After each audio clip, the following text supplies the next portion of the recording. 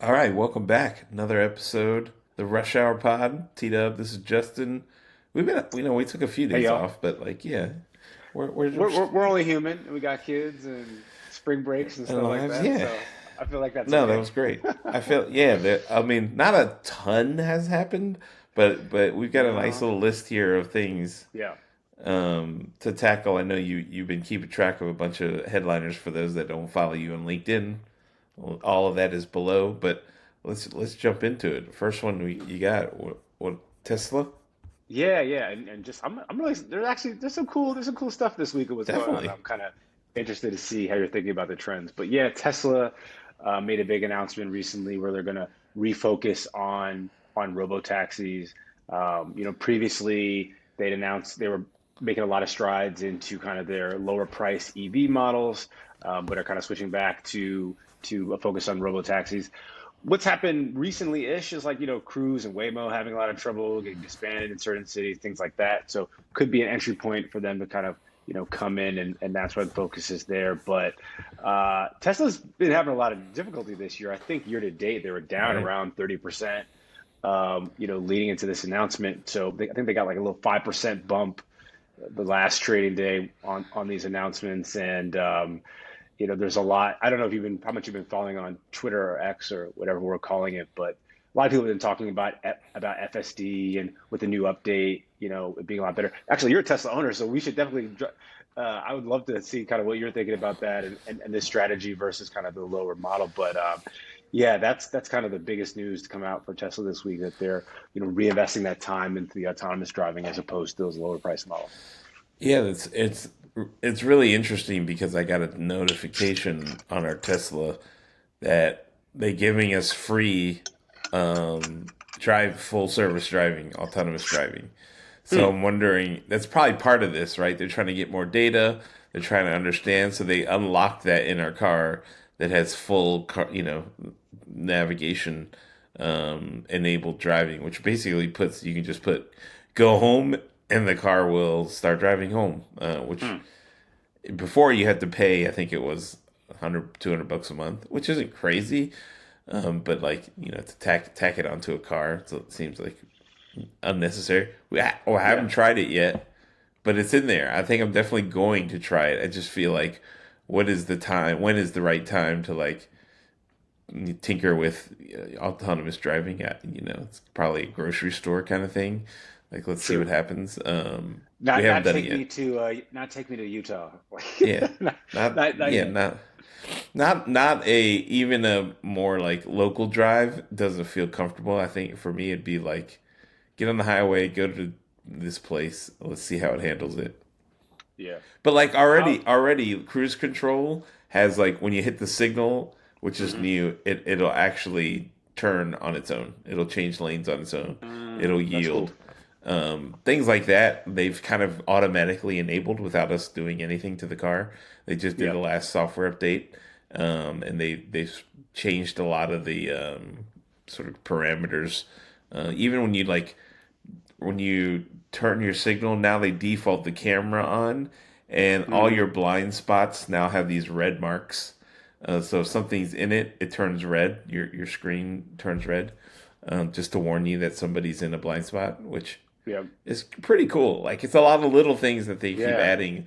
All of a sudden, it's like, oh, they're definitely preparing for this robo driving. At least getting the data to see how well they can do, and they're Yeah. using all the cars out there as tests, which is really smart. Yeah. Would you say that you're like a huge, well, maybe not a huge, but definitely a Tesla stand still and enjoying the car and the experience, or would you switch over, once other kind of incumbents or other companies are creating, I new mean, electric I'm vehicles or models? I'm kind of a car guy, so me personally, I don't. My wife loves it. In terms of like taking as a family car, you don't really need to think Mm, about it. You don't. We have solar. We have Tesla solar also, so it's like low cost, low maintenance. mm, For that reason, we really like it. You just kind of plug it in like an iPhone, and then you drive it, and you don't have to like get gas. You don't have to do anything for like daily commuting. It's kind of hard to beat. Especially kids yeah. in the back. you need to turn on the cruise control and the sensors, and you can multitask a little better. That's what my Yeah. wife likes for me. I'm in like a manual transmission car still. That I like the feel of the road, Hmm. all of that old boomer stuff. But like, hey, it is. I get it. I definitely understand the benefit. Like, if I had a longer commute, in and I wasn't remote, I'd probably would prefer a Tesla, honestly, because it's just so simple. Like, you can literally multitask and Yeah. drive. It doesn't feel like such a task. Your car feels like an extension of an office or something. It's just Yeah. really strange. I've been a Honda guy my whole life. Like I had a Honda Accord, '07 Honda Accord, which I just got rid of a few years ago because now, the family needed a bigger car and one that's a Yeah, little more reliable just because it was an older car. I actually really like Hondas, but I got the like a CRV hybrid, which has been great. And I've been thinking about kind of upgrading to, they had like a new Prologue coming out, which is an all electric SUV. Been thinking about that. So yeah, that may be my next car. We'll see, yeah. but I'm definitely a fan of that EV mode. When I'm kind of in that mode, it's a great ride. Yeah, it is. It's quiet. It does its thing. It is. I mean, there's not a whole lot of life. If you like actually enjoy driving, there's not a ton of life to it. At least in the like, you throw it in the comfort mode and you go that. I don't even like automatic, so you can imagine how I feel Hmm. about driving that. But like, it is definitely comfortable. Like, it Yeah, is. No thrills really. It's not like a yeah, but iPhone that's not the where, yeah, design, right? Yeah, yeah. It's yeah, not. It's like very utility. yeah, It's a very utility vehicle. Like, it does what it's yeah. supposed to do, which is nice. One of the interesting things about like this pivot, but it's not. I didn't even really see it as a full pivot. People are like, oh, are they going to be like focused less on their EVs now, and more on other parts of their business? I've always thought of Tesla as more of an AI company that's kind of mapping the physical world as opposed to like electronic EV maker. They just have really sharp people there who are able to kind of, create these insane margins on their cars, but that wasn't the real play. So just kind of curious what you think about the long-term play for Tesla and how this kind of relates to their overall story as opposed to, oh, they're just, making this robo taxi transition now. Like how do you think about that in terms of the larger story? I mean, I've for the longest time I thought this was really about batteries Yeah. and really extending the life of and the tools around batteries and the charging and all of that, like the infrastructure, as kind of the play. I thought like Tesla would have a say in, like, paving roads with wireless charging underneath, and really laying Hmm. an Yeah. infrastructure that will really change how we view transportation. Thinking it could be underground, it could be above. I don't know. Like, I just kind of felt like they were disruptive in terms of how we view transportation, so to speak. And like, Hmm. this is part of it. Like, to me, it makes sense. Like, why, if you're gonna go the self-driving route, why do the people need to own the cars? It makes me less and less sense, right? Like, if you have Yeah. enough of these things out there and they're just all constantly out there and accessible, at least Right. in big cities, you don't need a car anymore. You just pull up your app, your robo taxi comes and gets you if it's like within a few minutes. Not that big a deal, right? Like, it Yep. seems like that's not far away, and then the Hmm. car can constantly work for you. Like, you just subscribe and you Yep. get unlimited usage, and you kind of don't need space for the car, and, Yeah. and and it just comes and gets you and you go, and then it's truly a utility thing. It's just like, hey, I need to get from A to B. I'm calling the thing, and it comes and gets me and takes me away, and when I don't need it, it's helping other people drive. Yeah. Seems Especially for on that incredibly ownership efficient. part. Yeah, and that Yeah. ownership part, I think that's a really interesting model in that, like, I mean, you have Turo, you have these other models that exist out there, but you know, I feel like it's a lot more, it puts a lot more mileage and maybe like damage to the car, Right. relative to kind of EV models. So I hadn't really thought about it as the opportunity for you to like kind of have your car out there all the time and even monetize, uh, your vehicle kind of when you're at home, and a lot of people working from home or able to work from anywhere, and another way to kind of monetize. Um, but yeah, that's And really, the other yeah. piece you think about in terms of, Turo is you're not handing the car over to anyone. It's they're sitting Hmm. in it, right? Like you Yeah. have your driver in there Yeah, you that's so true. trust, and they Hmm. have their navigation and you can watch it. And like I don't even know if you need to buy the car if or you just subscribe to Tesla and a car comes whenever, so you don't ever have maintenance or any. Like it's pretty compelling. Like if you just told me, hey, Yeah. it's $400 a month, $300 a month indefinitely, but you get rides to anywhere you want. Yeah. That's kind of interesting. Like you said, I don't know what happens when you're like, all right, I'm going to Utah, call the taxi. Like I don't know how that would work, but Yeah. it's possible. I mean, if it's your For now. car, But yeah, how often are you doing that? Yeah, that's yeah, like exactly. It's more of the outlier use cases. So I think you're totally right that yeah, by the way, none of this is financial advice in terms of investing in Tesla, but yeah, totally. yeah, I feel like you're making a compelling. I feel like you're making a compelling case, and No, it's one that like I they agree with as well.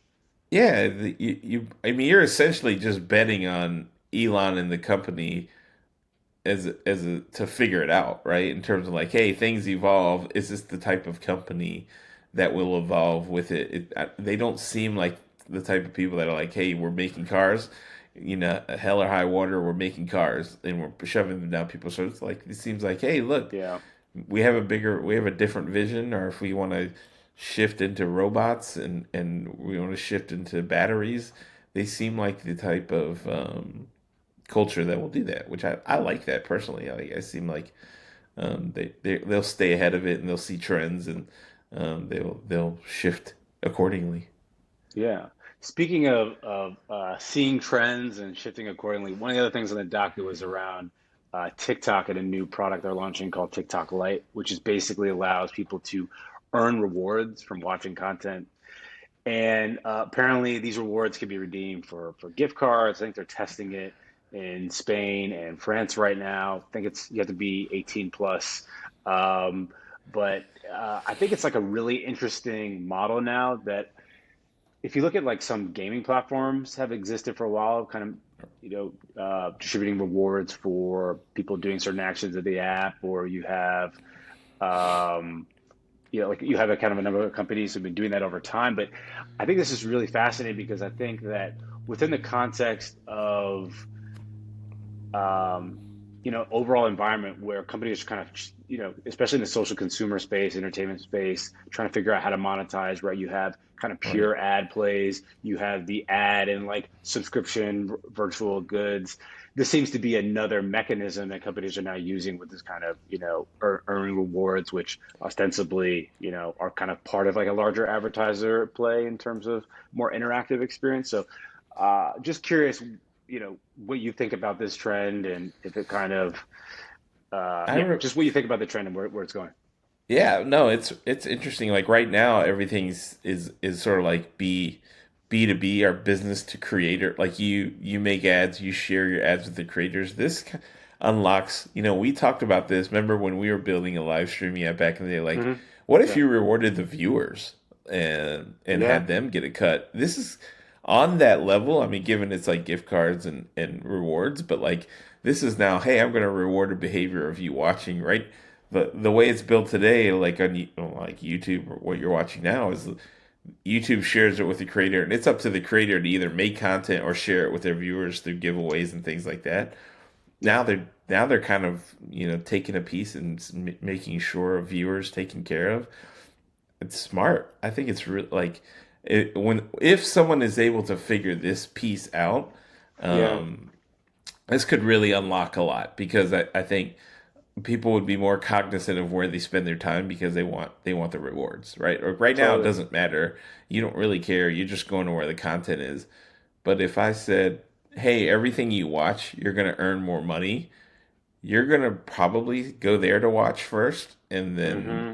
prioritize that first and try to watch all that content first, as opposed Yep. to like, hey, I saw a funny meme on Twitter and Instagram. I'm gonna stay there. But if you have one thing that pays you to Right. watch, you're probably gonna watch that first, I'd imagine. Yeah. But if you're gonna spend 5 hours a day on an app and only one of them pays you, I think. You're going to go to the one Mm, that pays you, you're gonna unless, go the one that pays you.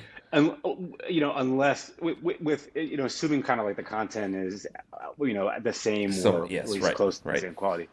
But yeah, but I totally agree with you. I think that, and this kind of goes back to some other conversations we had about loss of user information, identity, loss of IDFA, and where Google is going with it, privacy, et cetera. I think it's harder and harder to get data right, on users and to do traditional customer acquisition, and to the extent that these platforms are used more as kind of like embedded discovery and afford some like more robust targeting capabilities. If you're the advertiser, you're kind of the third party platforms that are implementing these experiences on a TikTok or wherever it kind of goes next. I feel like that unlocks a totally new kind of acquisition channel as well, which I think could be really compelling. yeah. I think the question is really for viewers is there enough scale for it to matter? All right, like if you can only watch 24 hours a day. Is that very max? If you're insane, you're watching 18 hours of video. Is that enough for Hmm. it to be worthwhile for you? I don't know. Probably not. Based on CPMs, right? It's like it just doesn't Unless seem it's to make higher a ton of intent, sense. But yeah, unless it's like way higher intent in those channels, and right, you can kind of either charge a higher CPM, or people are going from that experience like right into your app and they're making purchases. If you can kind of right, truncate that life cycle, get more people into into that right. conversion, maybe that makes sense. But yeah, I agree. It doesn't seem to be super turnkey now, but I think it will get there. Yeah, it can get there for sure. It can. I think it just it flips so much of the economy on its head that it'd be tough, right? Like you said, even like cost per clicks and things like that, like sharing revenue and affiliate programs, all of that would need to change Yeah, to pass it back to the viewer and the purchaser, which isn't to say it's not doable, but that's just a lot. That's a lot of yeah, change coming. totally. But if you think about like value propositions and positioning, within our space and marketing, like it's a very compelling value Oh proposition yeah, where it's like, it's hey, amazing. you're doing this stuff anyway, and now you can make money just passively engaging with the content that you otherwise would have.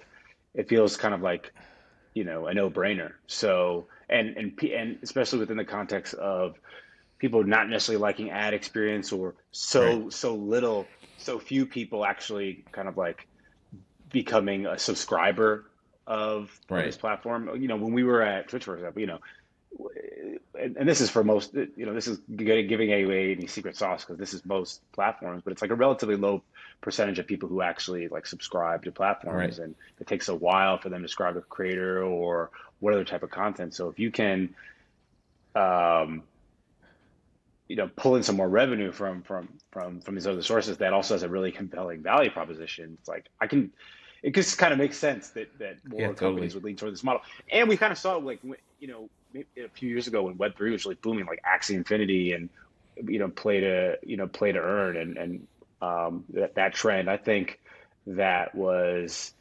kind of foreshadow where things could go if other larger companies with more scale and Right. deeper pockets could create better experiences. So we'll just have to see how that plays out.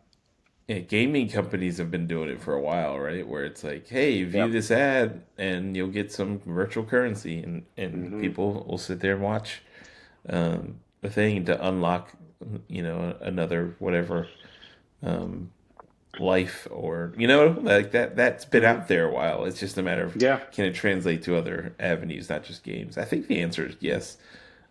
We'll see Yeah. though. It's gonna be fun. Yeah. I think people are, especially with this economy right now, where it feels like stock market's doing well, but Main Street is having some trouble. I think people are looking for them Right. coins, Yeah. So No. we'll kind of see. But yeah, speaking of TikTok, like a lot of companies recently have been leaning into their video style feed, and Uber Eats made an announcement that they're going to be launching their own kind of TikTok short form like video feed to help boost discovery for restaurants and showcase their dishes. And I think it's just like another sign of one, just how compelling of a product TikTok is, and how that Yeah. that form factor is really taking over everything. But two, um, leveraging kind of the insight from that, which is that people are using it as like a discovery engine. You know, if you Yeah, talk to Gen Z, more people are using TikTok for discovery than Google search or something that us, you know, either millennials or Gen X folks or yeah. older maybe using Google search. So, you know, curious what you think about kind of like Uber using this form factor and other companies kind of leaning into the vertical video and, you know, as a discovery engine.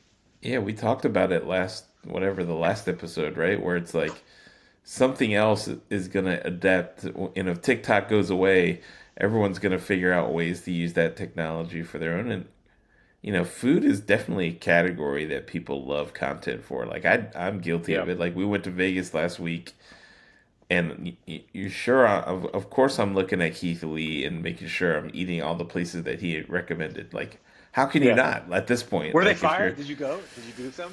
Were they we good? did it. We did like three of them. They were like the three that we had were unbelievable. Like we Mm. had one that was like a 10 out of 10 breakfast sandwich place, and it was at right next to the Oof. Next time we go to the Sun Coast, obviously we went to Dupar's, that pancake house. Yes, Right sir. outside there is a Keith. It has a huge Keith Lee approved logo on the front. Mm. It's like Korean egg sandwich. It was definitely worthy of a trip. But yeah, like that seems Wow. like the route to go. Like, I think it's about building the habit of like, what if I'm looking for food content? Would I necessarily go into Uber Eats? Probably not, but Hmm. maybe I don't know. It's kind of weird because you think like I did specifically think to myself, I need to go look at food reviews, and I went Hmm. on TikTok, searched for Keith Lee, and kind of previewed a Isn't bunch that of them. isn't that incredible that discovery process that you went Yeah, through and like the path toward looking, you know, whereas previously you would have gone to like Yelp or done some type of search, and that Keith has his own kind of like branding and yeah, Keith Lee approved place. It's just incredible how much it more is. value is being accrued to creators now. Yeah. Um, and I mean, it's been kind of like going a long time, but I feel like in the last few years in particular, you just kind of see the Mr. Beastification of all other industries where you know some of this value is starting to kind of pull back into these trusted sources of information. Yeah, it's really interesting. Like it almost doesn't make sense because like you go in there, you're like like if you're just not on the internet like that, you'd go in there and be like, "What is that? Like, why? Who is this guy? Keith Why does Lee everybody care? approved? Yeah, what does that matter? Like, but yeah, it works. Like he's developed a really cool brand that people trust, and Yep. like you watch it, and the way he presents it is really nice and clean and genuine, and Hmm. all of that, all the things that you think about for food reviews that you're concerned with. He kind of checks all the boxes, so you're like, all right, cool, he's a Yeah. normal person who isn't like influenced, getting paid to recommend places. He has, he kind of is very transparent, Yep. and he's been right a lot. Like, the food is really Yeah. good, so Yeah. it's pretty neat for sure. What do you think will happen long term? Do you think that like it would behoove kind of the Uber Eats or Yelp or DoorDash, et cetera, to start to pull in these creator and influencer strategies into, or do we think that kind of like the algorithmic aggregation model is ultimately a better model, or like can those live together? Should they live separately? I'm kind of curious, yeah, about that. Yeah, it's a really. I was thinking about that when we were going through it. I'm like, this doesn't seem like the right way to look at food reviews. To go to TikTok Hmm. and look for a person in a city, like that seems Hmm. really strange. It seems like it should live some. Like, if Yelp had short form content, Hmm. maybe that would be better. Or if I don't know. I guess that's what TikTok's trying to do. But like, Yeah. to me, the search functionality is still kind of missing. It's just like, hey, you get to Vegas, and then you preview TikTok, then it shows up. Right. It's kind of late at that point. If I'm Yeah. planning a trip to Vegas, um, how does TikTok figure that out? I'd have to go. I don't know. I haven't quite Yeah. figured that. Like, the planning piece of it is like, hey, I'm gonna. Spontaneity is one thing, but it's like, hey, I'm going out of the country next week. I want to know, Yeah. plan kind of my meals and things to do. you still kind Yeah. of Google and TripAdvisor and Yelp and all these things. Like those things kind of still are the old way of doing it. Yeah. Um, It's very versus, text based and it's very yeah, kind of like static photo based as opposed to video. So I think that might be it as well. As it's like, especially for the younger generation, where they're trying to, they've already kind of adapted towards like getting their information from short form video content. yeah, And so even if the more robust kind of reviews are on these other platforms that have kind of like accrued, thousands and thousands of reviews and recommendations over time, in terms of ingesting that information, that the form factor isn't, necessarily the right one, or one they're kind of like now accustomed to. So that would make using the creator as an engine for that, at least like the best first step before these right. other companies do something like what Uber Eats is doing. Yeah, I think YouTube does the best job at it because then you can just put in food reviews Paris, and then then you can kind of sort through it, or food reviews Hmm. Vegas, and things pop up that way. It seems like that is the easiest way to consume things. It's still not as clean, probably, if you're really in a Hmm. rush and you don't have time to watch a bunch of videos and you just want a list. You still need a text based like Yeah. platform, or some mechanism. Which is why I think AI is probably going to be better. Like when you have your AI assistant, you're like, hey, help me plan a trip to Vegas. Here's the things I like. Like that Mm. way, something like that. That's tapped into all these things. Like, hey, here's kind of Yeah. what's trending right now in Vegas. Yep. Here are all the things. I like that seems like where we need to go, but it needs to be very Yeah. real time. It's really interesting. So I think that's right. We didn't even necessarily talk about kind of like the prompting and things like that. Those platforms can hallucinate. It's still not quite there, but I think in the short term, if I'm guessing, you'll see more of these companies kind of integrate short form video into their Yep. existing platforms. They'll use AI.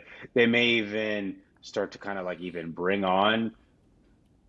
This is actually interesting as it ties back to kind of some job stuff that we always like to talk about. Like, okay, Yeah. if you see these companies that are bringing on short form content, and you know that the businesses themselves are going to have to create it in order to stay, like to compete on those platforms, then maybe those are the type of job. Maybe those will be some kind of jobs that will exist where you're Right. either consulting or like doing design or whatever it is for like restaurants to help them put together good short form content Yeah. for on these platforms to be more competitive. So be a really interesting space to continue to follow to see where the trends go. Yeah. Like you said, Main Street needs more innovation for sure. Like Hmm. simpler tactics, simpler marketing, simpler ways of discovery. Like than what they're doing today, which is like the old street signs. You know, Hmm. menus, passing it out, word of mouth. Like I think someone that opens up a restaurant today really needs a short form, food, like content, like strategy. You Like need a content strategy you to do, to be you in the restaurant cannot, business now. yeah, Absolutely, a you thousand cannot percent. just open a place and say, all right, good food will rule. Like it doesn't work that way anymore. You No. need word of mouth. You need to like stoke that word of mouth through content, and Yep. I think a lot of that's a hard business to get into in the first place, like restaurants. But if you're going to get into it, man, you better have a really, really good sort of growth plan, to Hmm. get your food out there. Even if you have the recipes and you have everything ready, um, there's still a lot of obstacles. That's Totally. yeah, Yeah. Oh, one of the other things we had on our docket was around, like, speaking of YouTube, this article that came out recently that kind of talked about some of the filings related to this FTC monopoly case against Meta, yep, and they provide some of their financials. And in the financials, it had the revenue that Instagram's revenue versus YouTube for, I think, 2021. And I don't know about you, but I was just blown away by this. The fact that Instagram actually was making more money than YouTube. So I think in 21, uh, Instagram did, $32 billion in revenue, and YouTube, you know, in a range, but $28.8 billion in the same year.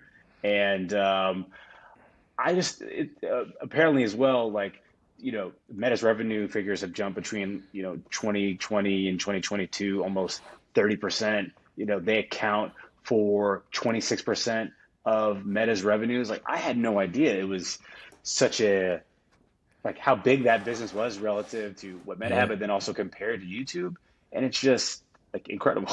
Like, I don't it know is. how much time we want to spend on this, but I was just totally blown away by that. I had no idea how much revenue they were making from Yeah, Instagram well, specifically.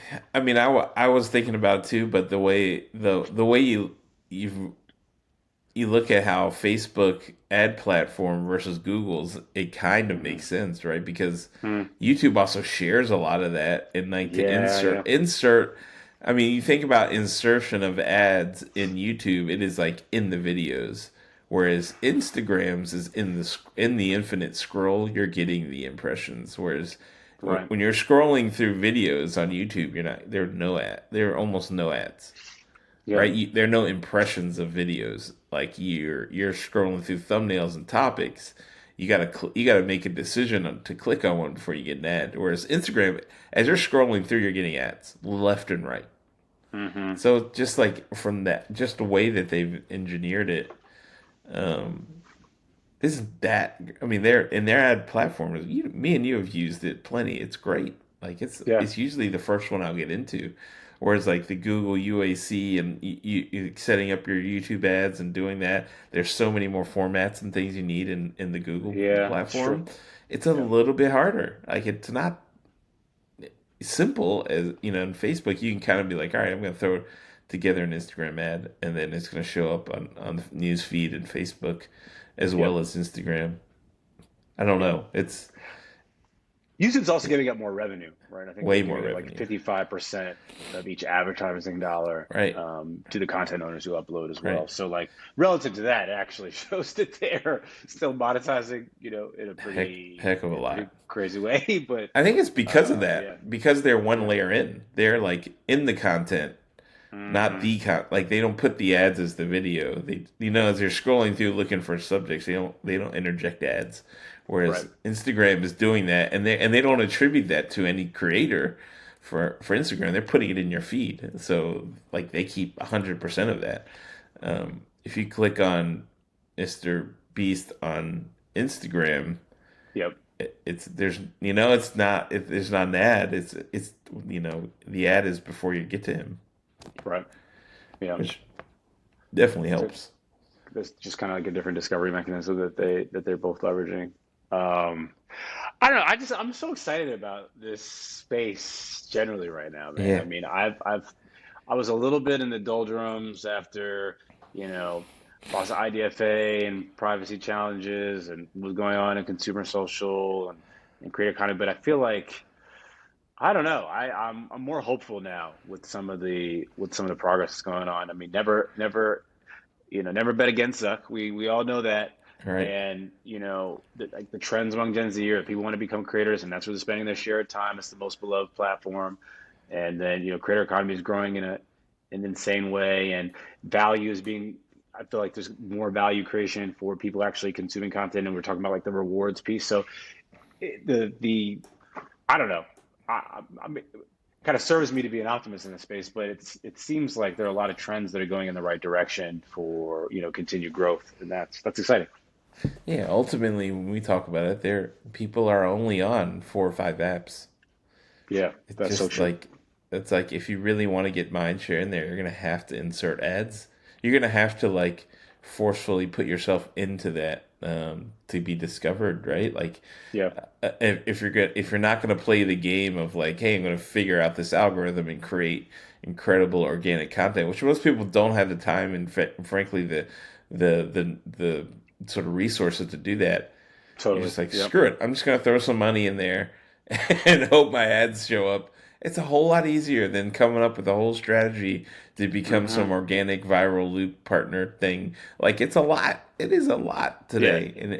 totally. And for someone to say, hey, you know what? I'm just gonna pour 20, 30, 40, 50 grand like, for some of these brands. I'm just going to put, instead of spending 20 million on a huge campaign, I'll just throw it into ads and optimize it. That's, Yep. you know, And it still seems to be, working. Maybe not as well as it necessarily did before, but there are these new models that come out, and there's still value creation there. So I think yeah. that's like a learning that I've had is I was, you know, a bit more bearish on where things were heading, I guess relative to maybe where I should have been, but it's still exciting. No, totally. The next one you have, speaking of content creators, Yes. Dude Perfect raising 100. Did you see this? 100 million? It's crazy. Good I think they just gracious. even announced it either today or yesterday. But yeah, guys behind Dude Perfect, and I think they started in like '05 or something like that. They started a long time ago. They were some of the OGs Trick of shots. YouTube and trick shots. If you're regularly following us on here or spend any time on the internet, you probably know about Dude Perfect and their Yeah. content. It's actually pretty good content, and it's actually very family friendly as well. That's a big part Yeah. of their brand with trick shots and things like that, making it something that everybody can watch and enjoy, and it's not like offensive content, but it's really fun.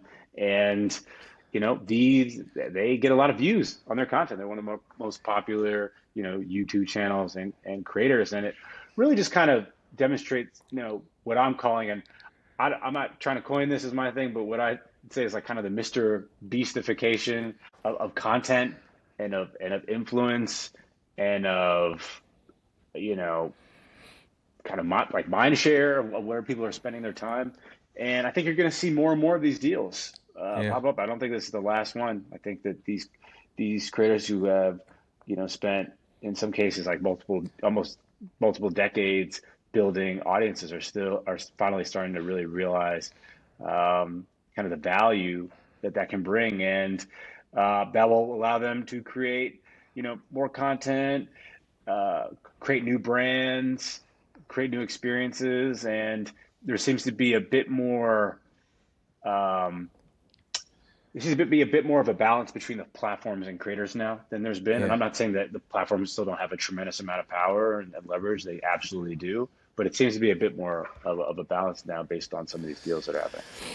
I think what's, obviously just coming back from Vegas, something like I'm taking the kids around. We're doing circus, and we're doing arcades and midways. Those things are very old.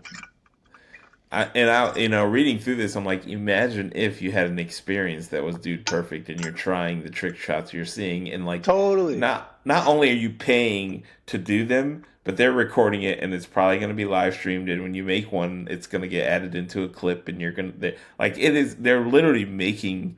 You're paying to make them content. Like it's Hmm. brilliant. It's absolutely brilliant.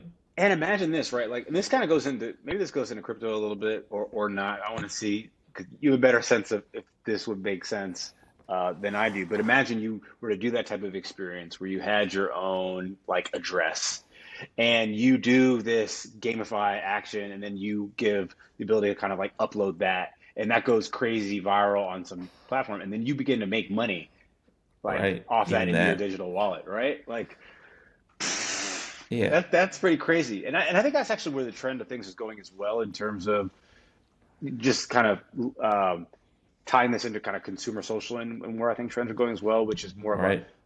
of a online and offline interaction that Yeah. people are trying to spend less time on apps, and they're trying to have more Totally. in-person experiences to the extent that you can combine those two worlds. And the earlier point we're talking about, give some value back to the person creating the content that's in a way that's more scalable. It allows them to maybe get a larger percentage. Like you see how it all kind of comes together really interestingly. Yeah. No, this is very, very fascinating. And like creating something online and then creating a real space where people can do it, and then you take that content that they create and it goes into the engine. It's really smart.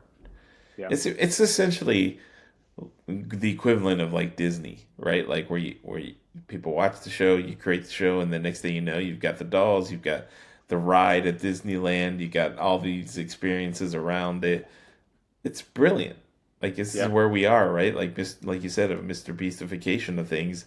You you watch the show, you buy the chocolate, you go into the thing, you make like it's all work feeding off of each other. It's very interesting. Yeah. I think it's gonna be Speaking of, hard for the oh, average person to do, but yeah, it's kind of incredible. yeah, watch this space. As you can tell, we're Yeah, very excited about yeah, where things are for headed, sure. and a lot of cool stuff this week. One of the last things we had in the docket here was around this new company. I think it launched really within the last like day or so, but it's called Gaggle, or at least publicly launched. But they what they do is they license content to influencers. I think it was founded by a few former Twitch folks, and essentially what they do is they license and distribute TV show content to content creators so that they can watch that content on their social platforms. And the goal is really to kind of aim at Gen Z, which is there's been a decline in linear TV, and by taking this TV content to the platforms that where they are, which is like these streaming platforms, they can, I guess, drive more eyeball. The TV show like content platforms, they're driving more viewership and audience to that IP than they would have otherwise. And just curious what you think about that model, and maybe how that relates to your time at Twitch at all, and No, I any think kind of thoughts that come into that. I I thought about this for a while actually because Hmm. one of our friends, Bill, worked for a company that does licensing of content to people, but in terms of like watching content with someone, Hmm. you know that that's no longer do they need to come into your living room. You just turn them on and they're there. Now you can your favorite streamer you can watch The Office with or Hmm. whatever content is. That's Yeah. fascinating. That's really smart. I think Yep. there's director's commentary, which people Yeah. back in the day you buy a DVD. If you're really bored, if you're really cult following something, you watch the director's commentary. Now it's like, hey, I'm going to go watch this show. I've seen it already. It's funny, but I'd love to get the take of my favorite streamer. And now you can Hmm. do it. I love it. It's just like, Yeah. because, you know, a lot of the streaming is, it's second screen, third screen sometimes.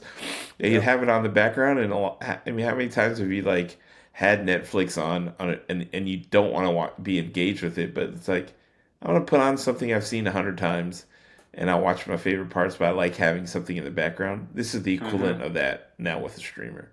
Yeah.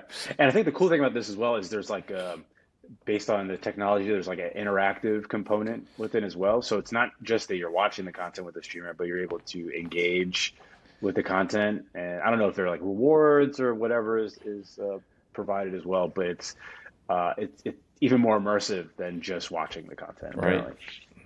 No, amazing. I'm looking forward to this. Do we Yeah, have yeah, do we have time for one more topic or? yeah. No, I think so. Let's jump into it. I know there's something you added, so wanna yeah, Yeah, the jump in.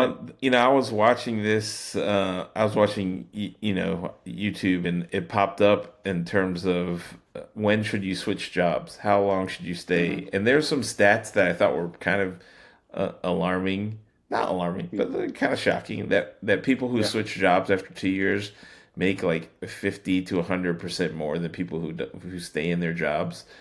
yeah, Like mm, I look back at in recent times, Twitch, I was there almost 5 years. yeah. If we tagged, I was also there. Like 10 years, I was with two companies. But then I've done some jumps early in my career. I've definitely switched earlier, Yep. when it was needed and things like that. But I just wanted to get your thoughts on it. Like, what was your Yeah. experience been with both as a personally and as a person who's looking to hire people? What do you Hmm. think about job hunting, both for yourself, job hopping for you, and for your future Yeah. hires? Like, how do you look at it? Yeah. I guess to your first question, I'm thinking about it like for myself. I think it's kind of dependent on where what stage I was in my career. Yeah, So, I feel like in the earlier stage where you're just trying to like learn as much as possible, I actually felt like that was those are places that I wanted to stay, a bit longer if possible, just to try to gain, more knowledge that I didn't necessarily have. So I think about my experiences at, Microsoft and Amex, which were my first two gigs at a undergrad. I was there, over over 2 years for each of those, just trying to like uh, kind of understand, uh, understand where I wanted to be positioned long term, and knowing what I didn't know, and knowing that I wanted to get some skill sets. In the kind of period after that, after early career, I mean, obviously, I went from like larger size companies of American Express and Microsoft to started my own company and was there, about 2.5, 3 years. Part of a bunch of companies that were like acquired. So I didn't necessarily perceive it to be job hopping. That's like you're at a company and that company gets acquired, and then you're Right. there for some time. Um, so I think that I really just try to err toward like learning as much as possible. Now in the later stage of my career is probably what I've done the most kind of hopping per se, and I think that's because um, you know you want to get experience in like leadership roles, especially as you get toward the later stage of your career, because that's primarily the type of opportunities that are going to exist. Like look at people who have kind of Right. people management experience, Right. but then also in the later stage of your career, within the game that we play, right? Like you kind of age out of consumer tech at some point, so you Yeah. really want to be especially when you're in like the higher earning years of your career, you want to be optimizing, I think, toward like plays that it's way more clear that the company is going to be successful, and you can make a relatively good income as well, just to kind of like shore up all of the kind of resources that you need before you kind of go into like the final years in your career where Right. there's not going to be necessarily much growth after that. But if I were to leave people with anything, I'd say learn as much as you can in the first few years. Once you kind of accrued, meaningful skill set, then you can really start to try to like monetize those. Maybe you could still take some risks, and then when you get to the later part of your career, you should just kind of be optimizing toward making as much money as possible before you get in kind of the retirement phase. Yeah, that makes sense. I mean, a lot of it is storytelling too, right? You got to think Hmm. about your career as a story and what that story is kind of telling. And you could go. I could make a case for the other way around. What you talk Yeah. about early in your career, where you're trying to figure things out, switch a little more until you figure it out. Right? Don't. I mean, obviously, you don't want to be like every 3 months getting a new job, but like reasonably, you can stay in terms of like non-tech. If you can go a year and you learn a bunch, and you could jump somewhere else and learn more. Uh, if you think that makes sense, do it. I've done that in a few times where it's like, hey, this is an opportunity I want to turn down. I've only been here a year. I'm just gonna make the jump early. I haven't done that as much late, but I feel like it's warranted early in your career if you feel like you want to make that jump. Like it's kind of, I mean, everybody's a little different. Like my brother has been at the same job his entire career for Hmm. almost 30 years. He's thought about jumping a few times, but he's never done it. Whereas I've kind of hopped around a bunch. I've been 25 years. I've kind of run the gamut of been at places less than a year to been at places for 5 years. Like it kind of, Yeah. like you said, it just depends on the situation. And I think everyone, I think one thing is if you're transparent with with your manager, like having a great manager is like the thing you do not So want to important. jump out So on. important. Like if you're making a little less but you love your manager and you love what you're doing, just have an open conversation with that person, and I think that will go a long way, right? Like Yeah. if you don't like your manager, like the decision is a Yeah. whole lot easier, right? Would you say? I 100% agree. And one of the things that my father told me when I was kind of starting my career, he said 90% of your happiness in any job is going to be who you report to. And Yeah. that has rang true for me throughout my career. So like, to the extent that you're learning a lot, but you don't vibe with your manager, that could be definitely be an opportunity to leave. And I'm not trying to suggest, I think it's actually good that we have two different approaches, because I don't think there's one model that necessarily works. It has to work for you individually and kind of what you're Yeah. trying to get out of that stage of your career, and that can be different for other people. But just to kind of build off the earlier point that you made around like or the question that you had around how I would evaluate someone who's hopping, I think that as a millennial, I have more empathy towards just kind of like the work world and a lead into a company and knowing that people need to do what's best for them and their families, et cetera. And I think whereas maybe older generations would see somebody leaving every kind of 1 to 2 years and be very kind of concerned about that. I do think the story is important, but I also realize that people got to do what's best for them and their families and things are going on in your life. And I think that's like a positive trend for people, especially those early in their careers, to be able to have more license to kind of go out and try new things now with kind of like the new wave of leadership that's coming into companies that are kind of in the mid to senior leadership phase. So people should definitely take advantage of that. That is kind of like a changing time and the psychology around what hopping means or what, figuring out life in the work world and being able to balance that. Yeah, that makes sense. I think when I'm hiring as well, I definitely look at it. I can't say it's a deciding factor.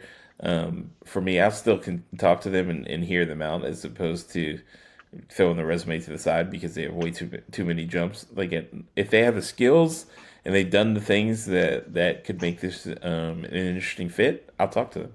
And I'd Yeah, like to hear, what it is, why they make the jump, what they're thinking about now. I mean, interviewing is tough, right? A lot of it is feel totally.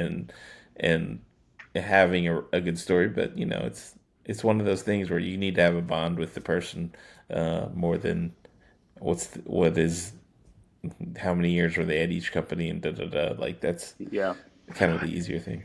totally. One last thing I'll say there is like, I think about our friendship and our careers and the companies where we intersected, et Yeah, cetera. Like those are probably, the best times that I've had kind of working at companies like you right. and our homies from like the Twitch time, if we times, and that there is, a lot of value in that, not only in your own kind of mental health and going in day to day job, but also the value in the network that you're building and the Yeah, opportunity to kind of help you down the line with other opportunities as well. So there is something to say as well about like staying in a place where, it's like a good cultural fit. You like the people because those are the relationships that are going to last. Those relationships down the line are going to result in, my experience in other jobs. Do you get opportunities?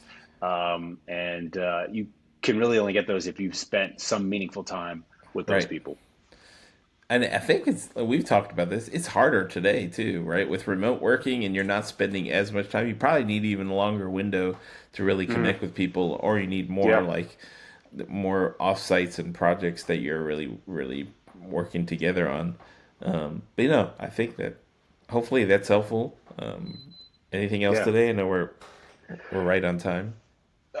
11 to No, man, I'm really. This is such a great conversation. Like yeah. again, it's there are a lot of positive trends. There's a lot of things to be, I think excited about in the near term. And I'm not trying to suggest that this isn't a challenging time for a lot of folks because it definitely is. But I think that um, there are new models that are going to be created. There's new technology. There's I think orienting towards kind of the positivity in that and just trying to stay on top of what's going on and hopefully we provide y'all a good way and means of doing that is